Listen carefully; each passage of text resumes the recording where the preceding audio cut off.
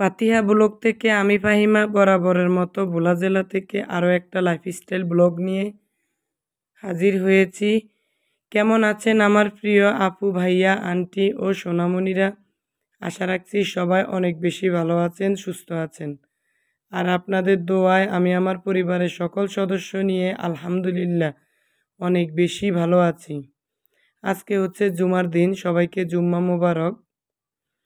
তো ভিডিওটি আমি ব্যালকনি থেকে স্টার্ট করেছি। তো একটু দেরি করে ঘুম থেকে উঠেছি, যেহেতু ছেলের স্কুল নাই আর হাজব্যান্ডটা একটু দেরি করে যাবে।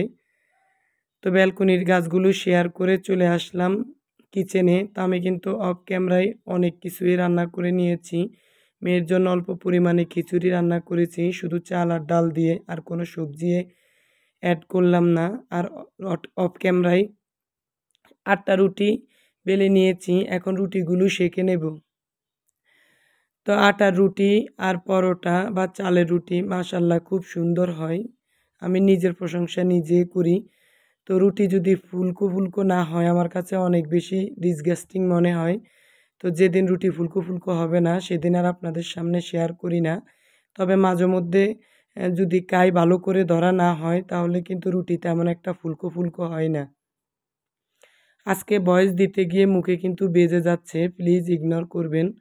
আমার কিন্তু ভিডিও করতে অনেক বেশি ভালো লাগে, অনেকটাই ভালো লাগে বলতে গেলে, কিন্তু মানে যখন ভয়েস দিতে যায় তখন আমার কাছে অনেক বেশি আনইজি লাগে। কি থেকে কি বলবো, 1 বছর হয়েছে ইউটিউবে কাজ করি, এখনও কিন্তু মুখের জড়তা কাটে নাই। ঠিকমতো ভয়েস দিতে গেলে ভয় লাগে। তো যাই হোক, আপুরা আপনারা কিছু মনে করবেন না, আমার ভিডিওগুলো মনোযোগ দিয়ে দেখে নেবেন।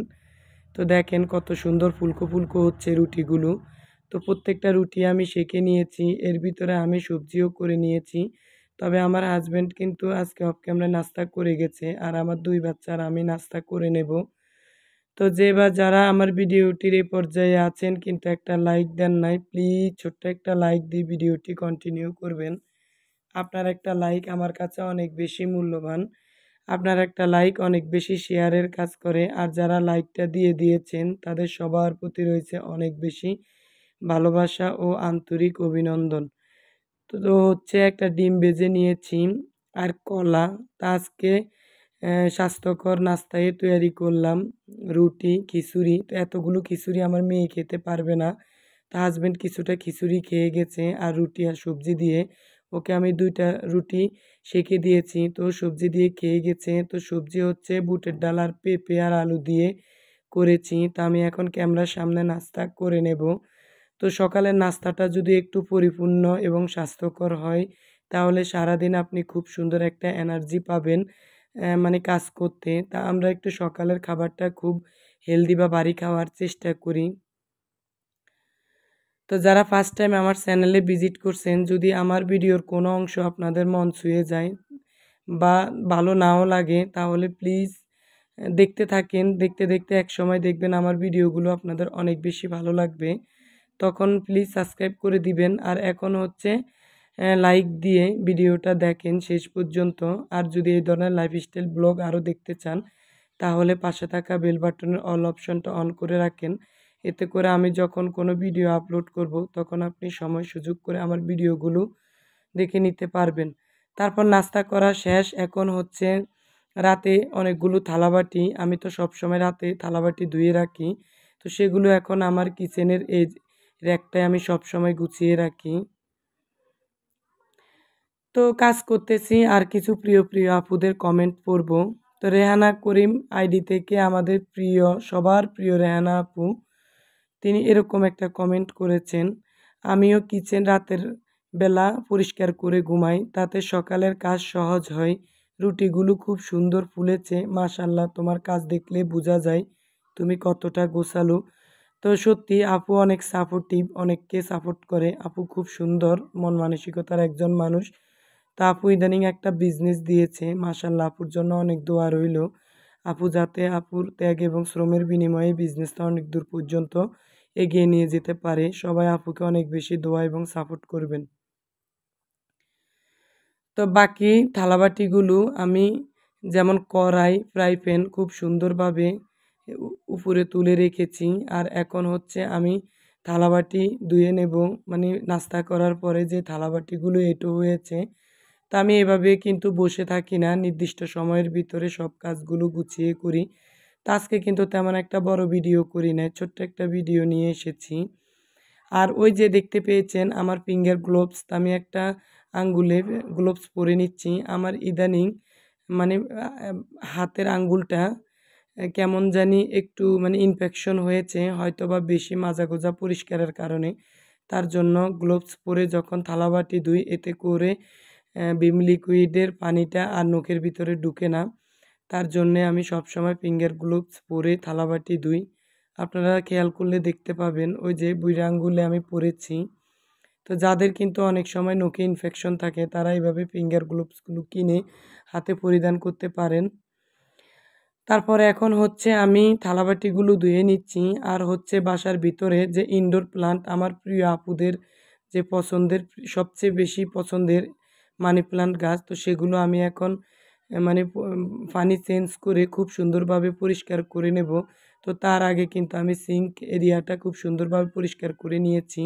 তো আমি যতবারে থালাবাটি ধুই ততবারে এটা পরিষ্কার করে নিই, মানে আমার কাছে শুকনা থাকলে দেখতে অনেক বেশি ভালো লাগে। তো তার জন্যেই কিন্তু আমার নখে অনেক বেশি ইনফেকশন হয়, সবসময় ভিজা থাকে তো। তো কথা বলতে বলতে আপনাদের সাথে আরও একটা কমেন্ট শেয়ার করি। মারফিস ডায়েরি আপু সম্ভবত মানে এরকম একটা কমেন্ট করেছেন, মাশাল্লাহ আপু, কথা ও কাজ সব মিলিয়ে ভিডিওটা চমৎকার হয়েছে, খুবই ভালো লাগলো, এত সুন্দরভাবে ভিডিওটি উপস্থাপন করেন, প্রত্যেকটি ভিডিওর অংশ দেখে চোখ জুড়িয়ে যায়, কতটা স্নিগ্ধ আপনি, খুব ভালো লাগলো।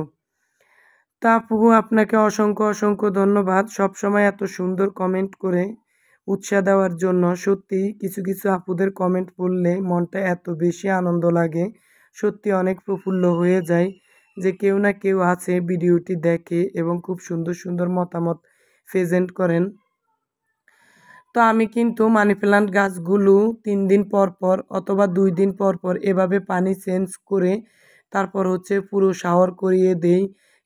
অনেক আপুরাই কিন্তু আমার ভিডিওতে সবচেয়ে বেশি কমেন্ট করেন যে আপু আপনার মানি প্লান্ট গাছগুলো কিভাবে এত বেশি সুন্দর থাকে। তা আমার বাসার ভিতরে এখন আমি যে গাছগুলোর যত্ন করি সেগুলো হচ্ছে পানির ভিতরে, মানে কাঁচের জারের ভিতরে।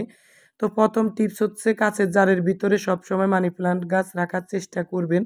আমাদের বাসার না, সবার বাসায় কিন্তু এখন সবাই সসের বোতল, মানে কাঁচের জারে সস খান। তো এই সসের বোতলে করে রাখবেন আর হচ্ছে 2 দিন পর পর পানি চেঞ্জ করে শাওয়ার করিয়ে দিবেন। তারপর আল্লাহ ছায়াযুক্ত স্থানে রাখবেন, এতে করে গাছগুলো খুব বেশি সতেজ হবে। তো তারপর চলে আসলাম, কিছু বাজার নিয়ে এসেছে, তো অল্প পরিমাণে এগুলো রাতে এনেছে। তো 8 প্যাকেট মিষ্টার নুডলস এনেছে আর 2টা রাঁধুনি বিরিয়ানির মশলার প্যাকেট এনেছে। তো এগুলো এখন আমি বাস্কেটে সাজিয়ে রাখবো। তো আমাদের কিন্তু একটা দুঃখজনক কথা হচ্ছে প্রায় মাসের 20 থেকে 22 তারিখ হয়ে গেছে, এখনও কিন্তু মনে হয় আজকে 18 তারিখ, সরি আমি ভুল বলেছি। এখনও কিন্তু মানে আমার হাজব্যান্ডের বিল ছাড়াই নেই। তো আমাদের যেহেতু একটা বিজনেস আছে, তো ওখান থেকে আমরা যখন বিল একটু দেরি করে আসে, তো টুকটাক বাজার কিন্তু ব্যবসা মানে টাকা থেকে করে থাকি। তো ব্যবসাটা আহামরি এত বেশি বড় না, মোটামুটি সংসার চলার মতো। তো অল্প পরিমাণে বাজার নিয়ে এসেছে। তারপর হচ্ছে 1.5 কেজি রসুন পেঁয়াজ নিয়ে এসেছে আর হচ্ছে 10টা ডিম নিয়ে এসেছে, আদা, আলু। তো এখন আমি এগুলো গুছিয়ে নির্দিষ্ট স্থানে রেখে দেব। তো যখন বিল ছাড়াই তখন মাসকাবারি বাজার আমি কিন্তু মাসের একসাথে করি, মানে 1 মাসের। আর এমনিতে কাঁচা বাজারগুলো আমি সাপ্তাহিক বাজার করি। তো এখন যেহেতু যে জিনিসগুলো প্রয়োজন সেই জিনিসগুলো না আনলে তো চলে না। তার জন্য হাজব্যান্ড অল্প পরিমাণে রাতে কিছু মাসকাবারি বাজার নিয়ে এসেছে, মানে মুদি বাজার। তো ওই যে বললাম মানে টাইটেলে আজকে মানে চিংড়ি মাছ কীভাবে লতি দিয়ে আর পেঁয়াজ বেশি করে দিয়ে ভাজি করবেন, এত মজার একটা রেসিপি নিয়ে আপনাদের সামনে হাজির হয়েছি। তো রেসিপিটা কিন্তু শর্টকাটে দেখাবো, শেষ পর্যন্ত ভিডিওটা দেখবেন। তো আমি এখানে বেশি পরিমাণে পেঁয়াজ আর রসুন কুচি করে নিয়েছি। এখন হচ্ছে মানে তেল সরি লবণ দিয়ে দিলাম। তো লবণ দিলে পেঁয়াজটা তাড়াতাড়ি সেদ্ধ হয়ে যায়। তো এখন হচ্ছে চিংড়ি মাছটা দিয়ে দিলাম, 1 পিস চিংড়ি মাছ আমি কেটে নিয়েছি। তারপর হচ্ছে অল্প পরিমাণে হলুদ আর মরিচের গুঁড়া দিয়ে দিবেন। তা আপনারা চাইলে এখানে কাঁচামরিচ ফালি করে দিতে পারেন। আমার বাসায় কাঁচামরিচ ছিল না। তো আমি কিন্তু অফ ক্যামেরায় কাঁচকলা দিয়ে রুই মাছ রান্না করে নিয়েছি আর হচ্ছে ভাত রান্না করে নিয়েছি। সেটা আর শেয়ার করলাম না যেহেতু জুমার দিন, তার জন্য আমি অনেক কাজ করে নিয়েছি, অনেক পোশাক ধুয়েছি, তারপর বেডরুম গুছিয়ে নিয়েছি, তার জন্য সেগুলো আর ক্যামেরায় ক্যাপচার করলাম না।